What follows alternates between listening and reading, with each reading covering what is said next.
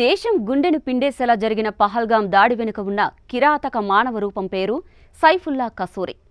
హఫీజ్ సయీద్ నేతృత్వంలోని లష్కరే తోయిబా భావజాలంతో మదిలో విషం నింపుకుని పెరిగిన ఈ మృగం చివరికి జమ్మూ కాశ్మీర్పై దాడులకు సూత్రధారిగా మారాడు. దేశం మొత్తాన్ని కన్నీటి తడిలో ముంచిన ఈ దారుణ దాడికి ఆదేశాలు ఇచ్చింది ఇతనే. ఇంతకీ ఎవరి సైఫుల్లా కసూరి? అతని లక్ష్యమేమిటి? లష్కరే తోయిబా ఉగ్రవాద సంస్థకు ఉన్న కీలక నాయకుల్లో సైఫుల్లా ఒకడు. చాలా సంవత్సరాలుగా అతను భారత్ మీద దాడులకు ప్లాన్ చేస్తున్నాడు. ముఖ్యంగా లష్కరే తోయిబా ప్రాక్సీ సంస్థ అయిన టీఆర్ఎఫ్ అంటే ది రెసిస్టెన్స్ ఫ్రంట్ ద్వారా భారత్ను టార్గెట్ చేస్తున్నాడు. ఏప్రిల్ 22న జరిగిన పహల్గాం దాడికి సూత్రధారి ఇతనే అని ఇండియన్ ఇంటెలిజెన్స్ అంచనా వేసింది. ఈ దాడిలో పదుల సంఖ్యలో పర్యాటకులు మరణించారు. అందులో విదేశీయులు ఉన్నారు. ఈ దాడికి తామే కారణమని టీఆర్ఎఫ్ ప్రకటించుకుంది. కానీ ఆ ఆదేశాలు ఇచ్చింది సైఫుల్లానే అని నిఘా సంస్థలు చెబుతున్నాయి.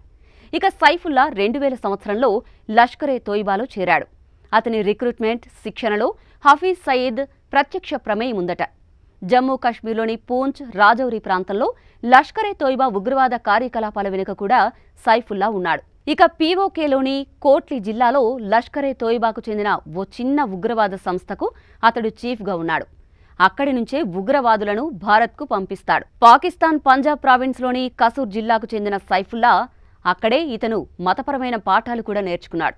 వాటిని ప్రజలకు వివరిస్తూ ప్రజలను రెచ్చగొట్టే ప్రయత్నాలు చేశాడు.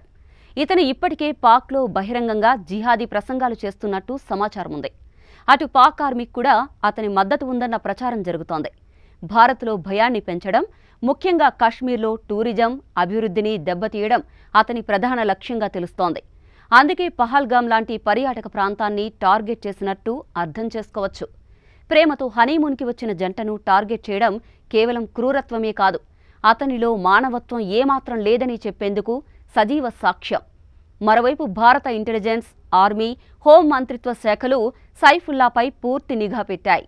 అతని కదలికలను తెలుసుకునేందుకు ప్రయత్నిస్తున్నాయి. త్వరలోనే సైఫుల్లాపై అంతర్జాతీయ స్థాయిలో చర్యలు తీసుకునే అవకాశం ఉంది.